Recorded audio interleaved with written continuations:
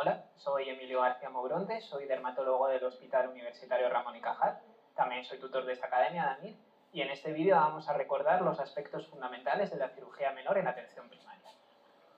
Como veis, este es el índice de los temas que también tenéis recogidos en vuestro manual. Es cierto que, evidentemente, en este vídeo no vamos a lograr tocar todos los aspectos y sobre todo porque hay muchos que verdaderamente se pueden comprender con la lectura. De tal manera que nos vamos a centrar en aquellos que sean más conflictivos y sobre todo que sean más importantes de memorizar y de recordar. Primero de todo, cirugía menor. Hay que realizar un consentimiento. Esto es absolutamente claro, ¿vale? Pero sí que lo tenemos que tener en cuenta que no basta el consentimiento verbal, porque ya se trata de un procedimiento que estamos realizando de intervención en el paciente. Entonces, requeriría de un consentimiento escrito. Incluso, pues por ejemplo, si le queremos realizar, pues quitar a lo mejor un absceso, requeriría una firma del consentimiento. Precauciones en cirugía menor en atención primaria. En el manual tenéis un listado relativamente exhaustivo de todas las complicaciones que pueden surgir durante un proceso de intervención menor, de las cuales pues estoy convencido de que muchísimos de vosotros ya sabréis manejar, bien porque lo estáis haciendo en la práctica clínica o porque tuvisteis guardias de cirugía menor en la residencia. Importante, me voy a centrar sobre todo en cuestiones prácticas y dudas que generalmente suelen existir. Primero, no es necesario suspender ni la antiagregación ni la anticoagulación siempre y cuando las cosas estén en rango. Un paciente por una herida en la piel no se desangra. No se desangra, es que no se desangra, ¿vale? Es decir, la cirugía dermatológica, mientras que sea una cirugía simple, se puede realizar en pacientes anticoagulados con sintrón, ¿vale? Hombre, si ya se tiene que realizar un colgajo, ¿no? Pues evidentemente no. Pero vamos, a lo mejor quitarle un tren a un acceso es que no tiene ningún sentido, ¿vale? Importante, no hace falta suspenderlo, es que a lo mejor estamos produciendo un efecto nocivo en el paciente, aumentamos sus probabilidades de desarrollar un fenómeno trombembólico. ¿Qué es lo que pasa si sangra? ¿Vale? Que este es el gran temor de todos cuando hacemos una intervención de cirugía menor. Pues tranquilidad, porque no se muere de verdad, es que no se va a desangrar. Entonces, ¿cómo lo vamos a tratar? Muy sencillo. Y además esto se puede explicar al paciente para que no venga de manera innecesaria y que sepa cuáles son los signos de alarma de un sangrado. Primero tenemos el sangrado venoso, es decir, de sistemas de bajo presión, de tal manera que suele ser un sangrado continuo. ¿Cómo lo trato esto? Pues de forma muy simple. Compresión de manera continuada durante 20 minutos.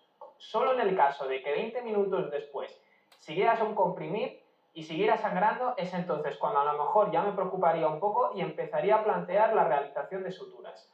¿Vale? Hay que advertírselo al paciente. Tiene que realizar una compresión durante 20 minutos. Si después de 20 minutos continúa sangrando, es cuando debe consultar al médico. Aparte, se pueden realizar adyuvancia. Pues, por ejemplo, ya sabéis que una temperatura pues, relativamente tibia cálida pues, estimula los enzimas de los factores de coagulación y tiene un cierto efecto hemostático. Sangrado arterial. Sangrado arterial, sistema de alta presión, de tal manera que, por lo tanto, suele ser un sangrado pulsátil. En el sangrado arterial tengo que poner puntos. Vamos a poner un ejemplo característico, ¿vale? Que sería el de a lo mejor un carcinoma epidermoide, vamos a ver, que se localiza, yo que sé, en la región preauricular, ¿vale? Y que de repente llega un momento que por crecimiento ulcerativo acaba produciendo una erosión de una arteria y acaba produciendo un sangrado arterial y viene al centro de atención primaria sangrando. ¿Qué es lo que tengo que realizar? Tranquilizar, no asustarme, ¿vale? Tengo que hacer suturas, me da igual que la masa sea friable, da igual, esto ya luego se quitará o en el caso de que no lo tenga o no, pero voy a realizar suturas, es decir, puntos, ¿vale? Generalmente se utilizará la seda porque es más hemostático. Ahora veremos los tipos de seda, pero es que quiero dejar esto desde el principio. Claro, entonces realizaría suturas tratando de coger las zonas no friables y poner puntos hasta que eso pare. Y va a parar, ¿vale? De verdad que el sangrado es de lo de menos en una intervención. ¿Cuándo se administraría profilaxis antibiótica? Pues tenemos la pre y la posterior. Tenéis las indicaciones en el manual. Yo aquí sí que quiero dejar claro una serie de cosas, ¿vale? Primero, de la posterior, que no hay que hacerla universal. No tiene ningún sentido realizar prescripción de tratamiento antibiótico a todo el mundo porque se le haya hecho una herida a la piel. Pero es que ni sistémico, ni ponerle mupirocina y demás. Eso basta con dejarlo limpio y seco. Se puede poner betadine como antiséptico, pero no hace falta dar antibióticos, ¿vale? No hay que hacerlo universal. Es que esto todo el mundo lo hace y no tiene mucho sentido, ¿vale? No hay que hacerlo. Lo que no es útil es inútil. Hay una serie de indicaciones muy bien definidas. Yo os he puesto una de posterior que está recogida en todos los libros. Es cuando se presenta una lesión infectada. Pero a ver, es que esto verdaderamente no es una profilaxis como tal, ya sería un tratamiento de la infección per se.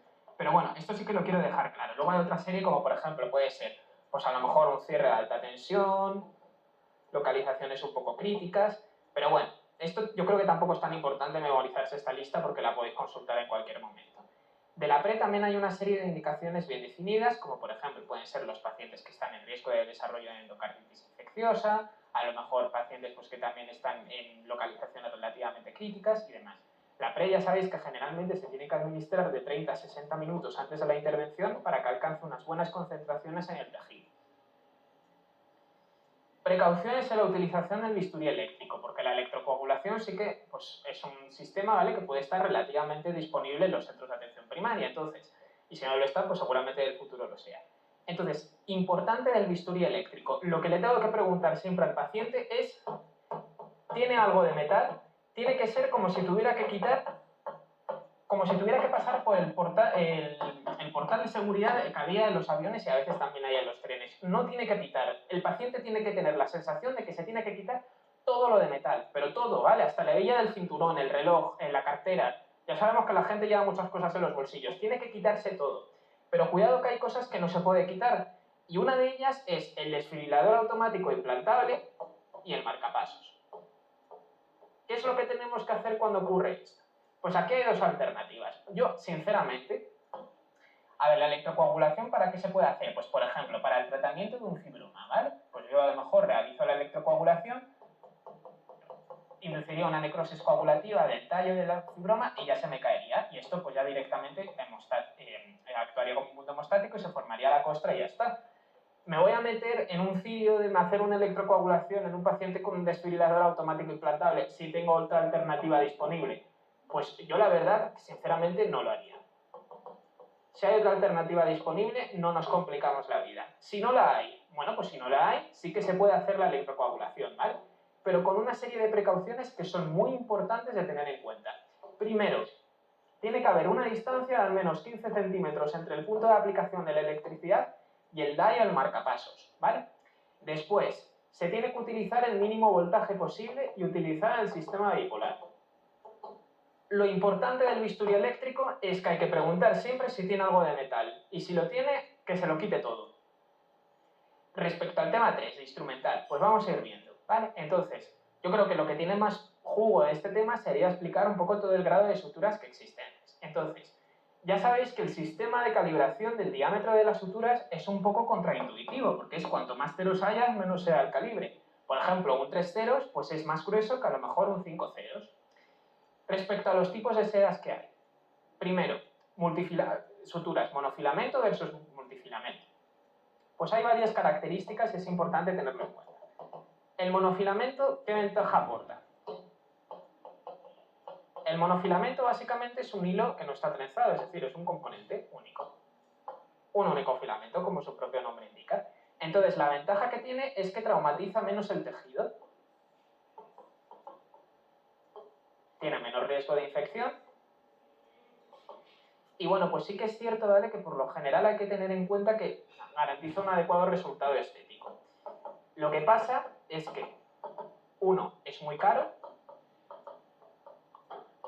y dos, muy importante, tiene efecto memoria. ¿Qué es el efecto memoria? Yo estoy convencido de que seguro que algunos de vosotros habéis utilizado el nylon.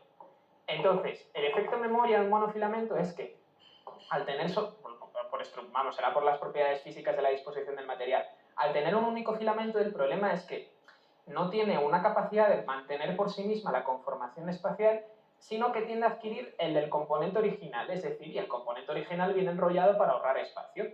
Entonces, a veces sí que suele costar bastante suturar con estos monofilamentos. ¿Cuál es el truco fundamental para hacerlo? Pues básicamente es que viene enrollado y tratar de alargarlo con los dedos, hacer así, como si yo tuviera un hilo, de esta manera durante 4 o 5 veces. Y con eso sí que se reduce bastante el efecto memoria. Es algo que suele pasarse por alto, pero que verdaderamente ayuda. Multifilamento. Multifilamento es que tiene varios. Entonces, es mucho más barato. ¿Por qué? Porque son más simples. No tiene efecto memoria, es decir, es mucho más sencillo de utilizar. Pero bueno, es cierto que traumatiza más el tejido. Entonces, al final, pues tiene un mayor riesgo de infección y un peor resultado estético. Pero, hombre, también hay que tenerlo en cuenta. Vamos a ver, intervenciones de cirugía menor, pues a lo mejor la diferencia no es significativa si vas a poner 2 o 3 puntos, ¿vale? Entonces, pues eso es importante tenerlo en cuenta, que a lo mejor no merece la pena complicarse la vida con un monofilamento cuando se puede poner la seda si únicamente va a ser un punto, porque el resultado estético va a ser el mismo. Lo que sí que es importante, ¿cómo elijo el calibre? Verdaderamente esto también es arte, ¿vale? Depende un poco de las preferencias de cada uno. Por lo general, en localizaciones con superficie corporal alta, como la espalda, serían 3 ceros. Fina, que por ejemplo sería la cara o la mano, el dorso, serían 5 ceros. Y en el resto serían 4 ceros. Pero repito que esto se puede individualizar. Por ejemplo, en la espalda, si no está sometida a mucha tensión, perfectamente se puede utilizar uno de 4 ceros, y en la cara también se puede utilizar uno de 4 ceros, ¿vale? O sea que al final esto depende de las preferencias de cada uno. Aparte de la estructura física, también se puede diferenciar según sus propiedades biodegradables, porque hay algunas suturas que tienen la capacidad de ser degradadas por el organismo. Dentro de las no reabsorbibles, que son, es decir, aquellas que no son degradadas inmediatamente por el organismo, está el nylon, que son una estructura sintética y esto sí que no se degrada. Y luego está la seda. A ver, la seda al final pues sí que es cierto que es un componente de origen animal. La seda no se puede dejar durante mucho tiempo, durante muchos meses, porque puede inducir una reacción granulomatosa, pero sí que es cierto que se acaba reabsorbiendo al año, pero bueno, no tiene ningún sentido estar haciendo sufrir al paciente de esta manera. Las no reabsorbibles se tienen que utilizar cuando yo estoy pensando en quitar la sutura. Pues yo qué sé, por ejemplo, pues un señor mayor que se ha caído, se ha realizado una herida inciso-contusa en la región supraciliar derecha, y le pongo los puntos y se los quito a los 7 días. Pues no voy a utilizar un reabsorbible, es una tontería, tendré que utilizar un no reabsorbible. El reabsorbible sería el Vicryl. Entonces, muy importante del Vicryl. A veces vienen de color morado. Por lo general, del Vicryl yo os aconsejo, en la medida de lo posible, utilizar los blanquecinos. ¿Por qué? Porque no... el problema de la piel, de la epidermis, que tampoco es que sea una estructura opaca. Entonces, si ponemos un hilo morado debajo, sí que es cierto que puede transparentar y que por lo tanto al final pues acabe teniendo un peor resultado estético. Si podéis, siempre hay que tratar de escoger los blancos. El Vicryl, ¿para cuándo se usa? Como es reabsorbible, para puntos profundos. En cirugía menor sería cuando tenga que poner una sutura en el tejido celular subcutáneo o en la epidermis, es decir, a un nivel profundo. Bien, ahora vamos a pasar al tema 5, ¿vale? Hay algunos temas que no voy a comentar porque estar explicando cómo ponernos los guantes pues no tiene mucho sentido en estos minutos, ¿vale? Entonces, el caso de las suturas sí que lo quiero centrar porque yo entiendo que es muy difícil explicar una sutura y tratar de entenderlo si no lo estás viendo, y sobre todo más si te lo estás leyendo. Entonces voy a tratar de dibujarlo para que se entienda mucho mejor, aunque supongo que todos estaréis ya familiarizados con esto. Primero, ¿cómo logro una adecuada posición de los bordes? Esto es lo que va a marcar el resultado estético. La adecuada posición de los bordes lo logro de dos maneras. Primero, tengo que utilizar una una aguja triangular. Esta aguja triangular se utiliza porque traumatiza menos el tejido. Después, tengo que introducirla de manera perpendicular. Voy a poner en rojo para que sea mejor. Después, tengo que introducirlo de manera perpendicular a la superficie cutánea, es decir, que haga un ángulo de 90 grados. Y luego tengo que lograr una distancia de entrada y de salida de los bordes que sea la misma. Pues por ejemplo, generalmente suele ser de 5 milímetros. Si hago todo esto bien y luego doy los puntos regularmente, voy a lograr una adecuada posición de los bordes. El problema es que si no lo hago bien, por ejemplo, que no lo hago perpendicular y cojo mucho de tejido y aquí lo hago muy superficial, se me quedarían a 2 alturas y es entonces cuando ya pues no es bonito. El punto simple es el más sencillo. Yo generalmente, mira, para todas las cosas de cirugía menor, a no ser que vayáis a hacer algo muy profundo en tejido celular subcutáneo, que puede producir un hematoma y complicarse la vida, yo creo que el simple es lo más fácil, ¿vale? Y el simple vale para todo. Entonces, el simple consistiría en introducir la aguja a 5 milímetros, la sacamos por aquí, saldría por aquí, la volvemos a meter por aquí, saldría el hilo y lo anudaría. Ya sabéis que para lograr una adecuada anudación, como mínimo hace falta 2 nudos. Yo siempre doy 2 nudos en sentido horario, o sea, 2 vueltas en sentido horario, lo anudo, otra en antihorario, lo anudo, otra en horario y lo anudo, ¿vale? Pero bueno, esto al final es arte de cada uno. El invertido subcutáneo. Este es el que se tiene que utilizar cuando necesitamos suturar algo subcutáneo, de tal manera que por lo tanto tendré que coger un Vicryl. A veces, aparte de para suturar algo subcutáneo per se, se puede utilizar para reducir la tensión de una herida. Pues por ejemplo, yo que sé, a lo mejor en estas zonas, por ejemplo, a nivel de los flancos, que son zonas muy sometidas a tensión y que se mueven mucho, no estaría además a lo mejor poner un subcutáneo, ¿vale? Para tratar de garantizar que se mantenga una adecuada posición de los bordes y no hay una dehiscencia. El invertido subcutáneo se llama así porque se empieza exactamente al revés del simple. Es decir, yo por ejemplo cogería este borde, entonces tengo la aguja aquí, y empezaría a nivel profundo por el borde, no superficial como antes, de tal manera que lo meto por aquí, lo saco por aquí, lo meto a nivel superficial por el otro borde, lo saco a nivel profundo y ya lo anudaría aquí. Como es reabsorbible, tengo que realizar el corte a ras. Normalmente los hilos, pues entre el nudo, se suele dejar pues un cabo de 5 milímetros. Aquí hay que cortar a ras porque no quiero que sobresalga.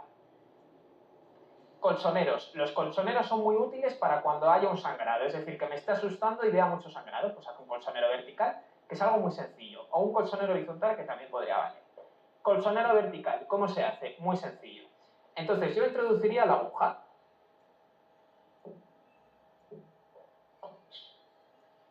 Y la metería a nivel profundo. Salgo por aquí. La vuelvo a introducir a nivel profundo por el otro lado. Salgo a la distancia equivalente. Bien, ¿y ahora qué haría? Ahora haría un punto simple, pero repitiéndolo sin quitarlo. Entonces me volvería a meter en la misma altura, pero a un nivel más superficial. Lo saco por aquí, a la misma altura, un nivel superficial y ya la anudaría. Es importante tener en cuenta que los colchoneros, cuando se realiza la sutura, suelen quedar con unos bordes que da el aspecto de estar muy contundidos, como muy sobrelevados. Pero esto verdaderamente da igual. En el momento del que se quite va a quedar perfecto, ¿vale? No tiene un peor resultado estético.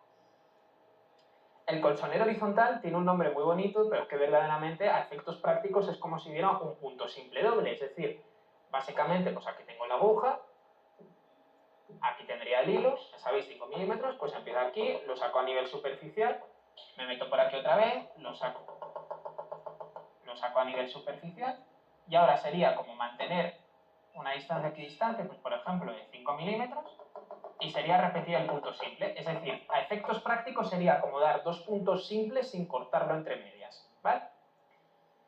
La continua simple es estar dando puntos simples de manera continua, y al finalmente lo rompería.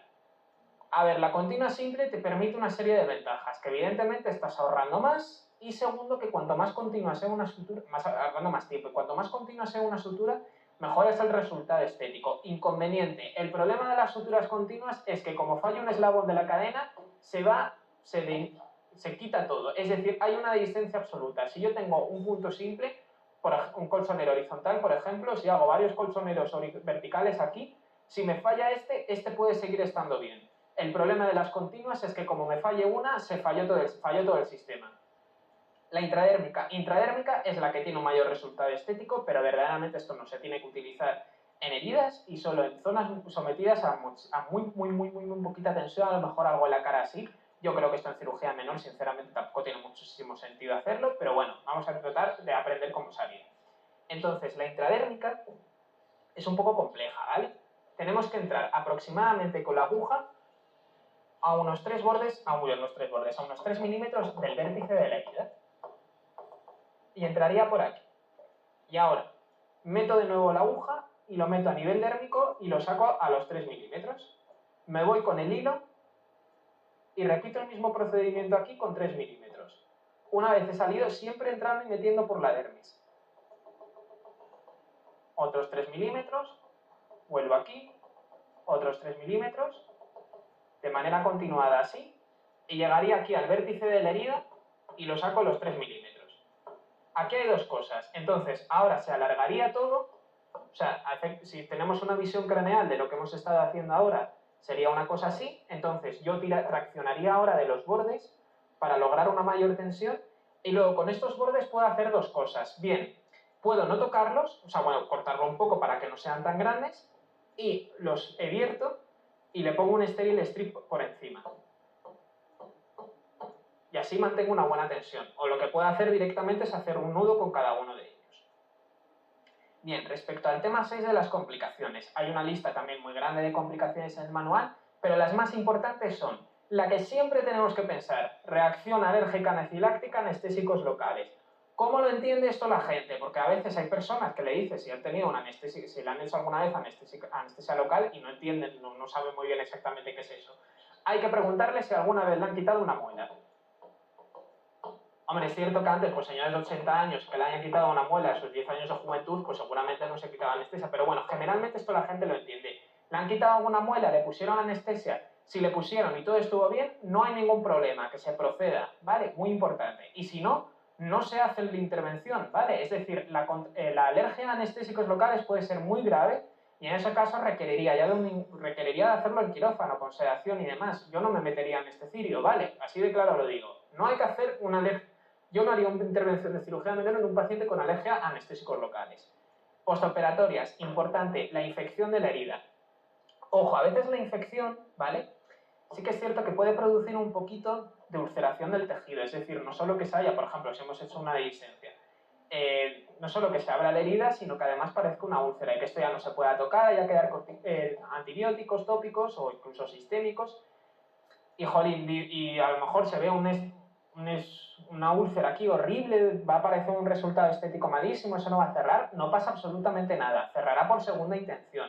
Es cierto que se formará tejido de granulación y el resultado estético pues claramente será peor, pero bueno, que va a cerrar, ¿vale? Es que hasta las úlceras venosas con un adecuado tratamiento, si todo hace bien, a pesar de que sean grandes y hay un buen aporte dietético, pues se van a cerrar, pues esta tontería también.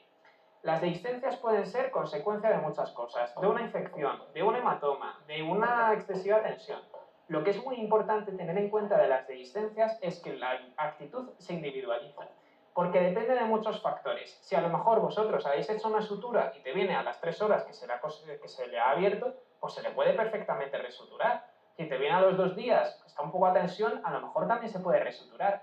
Yo por lo general esto intentaría resuturar siempre y cuando sea como menos de 2 o 3 días de evolución y luego especialmente si yo no veo que eso esté infectado, ¿vale? Es decir, que no haya ningún signo de eritema, ni de exudación de pus, ni demás, yo le daría una oportunidad. Pero también hay que individualizarlo. Si es una herida pequeña, pues no pasa nada, que cierre por segunda intención y ya está. Cicatriz hipertrófica o queloide. Ya sabéis que esto suele aparecer clásicamente en fototipos altos. Y muy importante la diferencia entre la cicatriz hipertrófica y el queloide. Estos suelen ser cicatrices abundantes, es decir, que primero, pues que sobresalen en el tejido, pero el queloide es como un tumor maligno local, entre comillas, porque infiltra los tejidos adyacentes, es decir, va más allá de la zona de la cicatriz. ¿Esto cómo se trata? Hay muchas formas de tratarlo y que se puede realizar en atención primaria perfectamente, que sería, por ejemplo, infiltración de triamcinolona, es decir, de corticoides intralesionales, aproximadamente pues unos 10, unos 20 miligramos. Esto pues solería ser una dilución pues el 50%, el 30%, a veces ni se diluye, depende mucho del tamaño. También se le puede dar crioterapia. Otro tratamiento existente serían los apósitos de silicona, que tiene un efecto hipóxico y reduciría la formación de colágeno, y los masajes con vaselina, que están demostrado que tiene un efecto preventivo. Entonces, en el caso de pacientes que tengan tendencia a la formación de queloides, 1. Hay que evitar cualquier intervención innecesaria. 2. Hay que hacer procedimientos que traumaticen un poco el tejido, pues, por ejemplo, una sutura continua. Y luego, muy importante, hacer prevención. Pues, por ejemplo, pues decirles, te compras apósitos de silicona, vas a realizar masajes periódicos en la zona con vaselina y demás, para tratar de evitar la aparición del queloide, porque luego a veces es difícil curar. Y después, ya este sería el último tema de patología dermatológica abordada en cirugía menor. Entonces, tenéis muy bien explicados los procedimientos por listas de cada uno de ellos, pero yo aquí sí que quiero dejar clara una serie de indicaciones que me parecen importantes. Acceso, ya sabéis el aforismo latino, ubi pus ibi evacuat. Donde haya pus, allá hay que evacuar. Muy importante del absceso. Hay que buscar la zona más fluctuante. Y el problema es que a veces los pacientes vienen demasiado pronto, es decir, básicamente lo que tienen es un flemón con una edematización de los tejidos, pero verdaderamente no hay una formación adecuada de la cavidad. Entonces ahí, pues a veces pasa que nos empeñamos en realizar una incisión y tratar de exudar y verdaderamente lo único que saca es sangre. Entonces, en este caso, a lo mejor del flemón, aparte de dar antibióticos, está demostrado que la aplicación de calor húmedo, es decir, con una compresa, favorecería la maduración. Pues se le puede dar un poco de tiempo y ya cuando el absceso esté bien formado, se podría quitar. De las uñas encarnadas. Yo os he explicado ahí un procedimiento en el manual, pues para quitarlo en cirugía menor, ¿vale? Pero yo, ¿qué es lo que haría? ¿Qué es lo que se suele hacer, por lo menos en mi hospital? Y a mí me parece que tiene todo el sentido del mundo. Primero, cuando viene una onicocriptosis, que es la uña encarnada a secas, una clínica aguda, es decir, que viene con mucha paroniquia, es decir, con mucha inflamación de los bordes ungueales, un poquito de exudación, ¿qué es lo que haría? Primero, si tiene signos de sobreinfección, desde luego que pautaría antibioterapia, pero sobre todo lo que le va a aliviar sintomáticamente sería la infiltración de corticoides intralesionales, es decir, de la triamcinolona. ¿Por qué? ¿Por qué? Porque produce una atrofia del tejido, como os he comentado en el tema de dermatología, reduce la proliferación de queratinocitos y fibroblastos. Entonces, es cierto que tiene un efecto que básicamente es como de terapia apunta, la definitiva. Me va a lograr producir una cierta atrofia del borde, de tal manera que haya menor compromiso de espacio con la uña y que me permita aguantar hasta llegar a la operación. ¿Cómo infiltraría el trigón? El máximo de dilución aquí es del 30%. Es decir, pues por ejemplo, si utilizo una jeringuilla de 1 mililitro, que es lo que yo os recomiendo para infiltrar trigón, hay que utilizar las jeringas de menor volumen posible y especialmente la uña, que suele doler una barbaridad y más en una onicocriptosis, sería las de 1 mililitro. Entonces yo pondría hasta 0,3 de trigón y luego la dilución, como es la uña, hay que ponerlo con anestésicos, ¿vale? El que preferáis vosotros o el que tengáis, lidocaína, metivacaína o bupivacaína. Entonces, la infiltración se realizaría de la siguiente manera. Aquí estaría la uña, ¿vale? Vamos a poner aquí el borde inflamado. Entonces, hay que realizar... yo no veo mucho sentido a realizar un bloqueo radicular previo porque al final es que le va a doler igual. Entonces, yo realizaría incisiones laterales no tocando la matriz, ¿vale? Porque lo que nos interesa es atrofiar esto, no atrofiar la lámina alveolar, porque si no ya la hemos liado bastante. Entonces, se realizaría una infiltración, duele mucho, a pesar de que tenga anestésico, hasta que vayan blanqueando las zonas. El paciente lo va a agradecer muchísimo a pesar de que sufra porque mejora un montón. Y después lo mandaría a cirugía. Esto depende de la zona, hay veces que lo hacen cirugía general, otras dermatología, da igual. Y luego ya posteriormente pues ellos verán cuál será la intervención más adecuada. Pero yo creo que sinceramente realizar una onifectomía, que puede ser una intervención que a pesar de con todas las precauciones, eso sí que puede sangrar, yo creo que esto es un abordaje mucho más sencillo. Y luego tenemos la trombosis hemorroidal externa, que también esto es otra cosa importante. Entonces, de la trombosis hemorroidal externa, sabéis que las crisis hemorroidales, pues lo primero que tenemos que ver es básicamente si tiene signos de trombosis. Entonces, signos de trombosis sería fundamentalmente cuando yo veo una hemorroide que tenga una coloración azulada. Entonces, aquí nos tenemos que preguntar desde cuándo lleva teniendo dolor. Si lleva teniendo dolor más de 24 horas, el tratamiento es conservador. Es decir, que claro que se le puede derivar si cumple indicación a cirugía general, se le puede prescribir tratamiento sistémico y demás, pero no me voy a plantear un tratamiento quirúrgico de urgencia en ese nivel.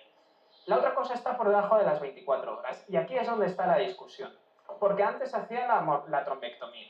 La trombectomía a mí es un procedimiento que no me gusta absolutamente nada. ¿Por qué? Primero, porque consiste en, básicamente, anestesiar la hemorroide, posteriormente se haría una incisión con un bisturí, se abriría con un mosquito, se extirparía el trombo con unas tijeras y luego eso se deja abierto. El problema de las hemorroidectomías es que sangran durante 48 o 72 horas. No es un sangrado muy abundante, pero hombre, se tiene que advertir al paciente de que se tiene que dejar compresas ahí, cambiarlas durante bastante tiempo. A mí sinceramente me parece bastante incómodo.